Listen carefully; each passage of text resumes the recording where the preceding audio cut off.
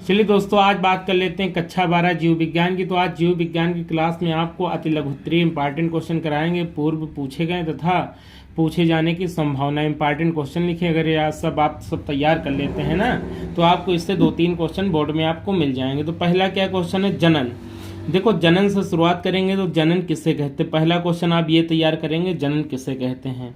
दूसरा, जनन के प्रकार हो गया तो अलैंगिक जनन तथा लैंगिक जनन, और अलैंगिक जनन की जो विधियां हैं, मुकुलन, बिजौर जनन, खंडन और पुनरुद्भवन, ये सब आप तैयार कर लेंगे। अगला निषेचन याद कर लेंगे। तो निषेचन मुख्य रूप से 2 प्रकार का होता है, एक बाह्य होता है, एक अंतर। जब शरीर के अंदर होता तो उसे अंतर, जब बाहर होता तो उसे बाह्य बोलते हैं। ये भी 1-2 बार पूछा गया है। अगला देख लेंगे, व्यसन को परिभाषित कीजिए। तो आप सबको पता होगा जो क्या नशीले पदार्थ होते हैं उन पर मानसिक रूप से, शारीरिक रूप से निर्भर होना व्यसन कहलाता है। व्यसन का मतलब होता है किसी नशीले पदार्थ पे आप निर्भर हो, निर्भरता को ही व्यसन बोलते हैं। आगे लीवर सिरोसिस भी तैयार कर लेना। ये भी 2-3 बार क्वेश्चन पूछा गया है। जो लोग अल्कोहल लेते हैं उनका लीवर सामान्य आकार से बढ़ जाता है, जिसे लीवर सिरोसिस या लीवर कैंसर के नाम से जानते हैं। अगला क्या है, ओपियाइड, विभ्रमक, नारकोटिक्स औषधियाँ, ये सब तैयार कर लेना। अगर ये सब तैयार कर लेते हैं तो एक क्वेश्चन आपको मिल जाएगा। एक बार पूछा गया विभ्रमक औषधियाँ क्या होती है, इनको परिभाषित कीजिए तथा इसका एग्जाम्पल लिखिए। तो वे औषधियाँ जिनको लेने से, खाने से या पीने से भ्रम उत्पन्न हो जाता है उन्हें विभ्रमक कहते हैं। जैसे गांजा हो गया, भांग हो गया, सब अगर खा लेंगे तो भ्रम उत्पन्न होगा, रंगीन दुनिया का आभास होगा, तो ऐसे औषधियों को विभ्रमक औषधियाँ बोलते हैं। इस पर टिप्पणी लिखने को आ जाता है। अगला, आनुवांशिक रोग। जो रोग एक पीढ़ी से दूसरी पीढ़ी में स्थानांतरित होते हैं उन्हें आनुवांशिक रोग कहते हैं। जैसे हीमोफीलिया हो गया और बढ़ानता हो गया। इसमें चोट लगने पर रुधिर का थक्का नहीं जमता, रुधिर बहता रहता है और व्यक्ति की मृत्यु हो जाती है। इसमें रोगी लाल व हरे में मतभेद नहीं कर पाता, जिसके लिए उसे रेलवे में नौकरी नहीं दी जाती। मैं थोड़ा थोड़ा बता रहा हूँ, आप सब अच्छे से तैयार कर लेंगे। अगला, प्रसव को परिभाषित कीजिए और शुगर को परिभाषित कीजिए, कैंसर को परिभाषित कीजिए। कैंसर के प्रकार भी देख लेंगे, 4 प्रकार का होता है, कार्सिनोमा, सार्कोमा, श्वेत कैंसर, लिस्का कैंसर। और कैंसर के कारक को क्या बोलते हैं, कार्सिनोजेन, से भी ऑब्जेक्टिव में एक बार पूछा गया था। अगला देख लेंगे, राष्ट्रीय उद्यान हो गया, अभ्यारण्य हो गया, जैवमंडल आरक्षित क्षेत्र हो गया, सबकी परिभाषा देख लेंगे। जो राष्ट्रीय उद्यान होता है इसमें मनुष्य का जो हस्तक्षेप होता है पूर्ण रूप से प्रतिबंधित होता है, इसमें छूट होती है, इसमें मानव तथा जीव जंतुओं सबको संरक्षण प्रदान किया जाता है। इसके 3 जोन होते हैं, 3 भाग होते हैं।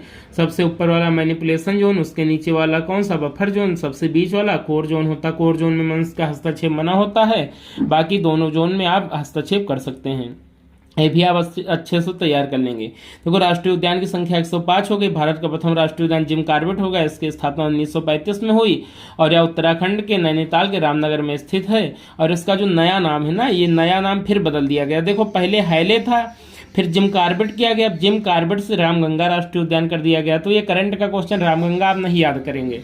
पुराना नाम हैले था, अब नया नाम क्या हो गया, जिम कॉर्बेट हो गया। इतना याद कर लेंगे, काम चल जाएगा। अभ्यारण्य की संख्या 515 है और जैवमंडल आरक्षित क्षेत्र की संख्या कितनी है, तो 18 है। भी आप अच्छे से तैयार कर लेंगे।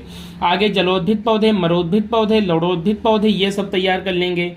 इनके अनुकूलन जो होता है ना, जैसे मरुद्भिद, मरुस्थल में उगने वाले पौधों की पत्तियों में अनुकूलन कैसा होता है, इनकी जड़ें कैसी होती हैं, नागफनी कौन सा पौधा है, ये सब आप अच्छे से तैयार कर लेंगे।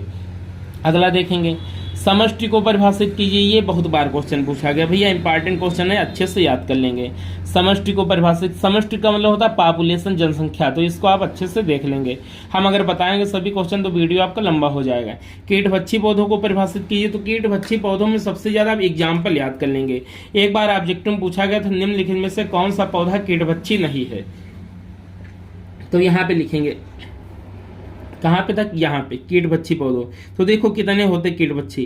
पहला हो गया ड्रोसेरा हो गया, भैया अच्छे से याद कर लेंगे लिख के, ड्रोसेरा हो गया कीटभक्षी पौधा। अगला देखेंगे, घटपरड़ी हो गया, घटपरड़ी हो गया, ये भी क्या है, कीटभक्षी पौधा है।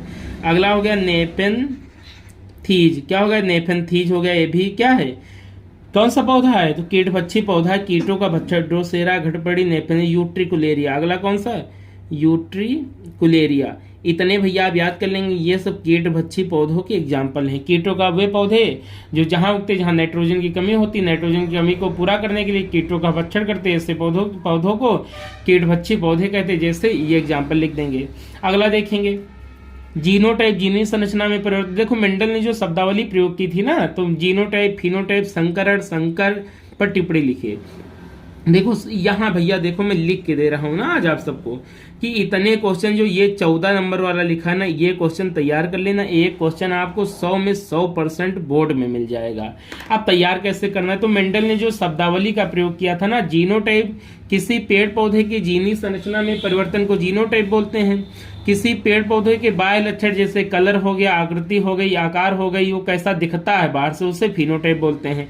संकरण, जब दो तुलनात्मक लक्षणों के मध्य क्रॉस कराते हैं तो उनसे उत्पन्न संतान को संकर कहते हैं तथा यह प्रक्रिया संकरण कहलाती है। और जब एक जोड़ी लक्षण को ध्यान में रख के क्रॉस कराएंगे तो एक संकर संकरण, द्वि को कराएंगे द्वि संकर संकरण। और जब दो तुलनात्मक लक्षणों वाले पौधों के मध्य दो जोड़ी से अधिक लक्षणों को ध्यान में रख के क्रॉस कराते हैं तो उसे बहुसंकर संकरण कहते हैं। ये सब याद कर लेना है, क्वेश्चन आपको बोर्ड में मिल जाएगा। अगला क्रायो प्रिजर्वेशन, तो जीव जंतु के जन्म प्लाज्मा को -196 डिग्री सेंटीग्रेड ताप पे संरक्षित करना क्रायो प्रिजर्वेशन कहलाता है। रिकाम्बिनेंट डीएनए तैयार कर लेना, ऊतक संवर्धन तैयार कर लेना, ये भी तैयार कर लेना, इन पर टिप्पणियां तैयार कर लेना।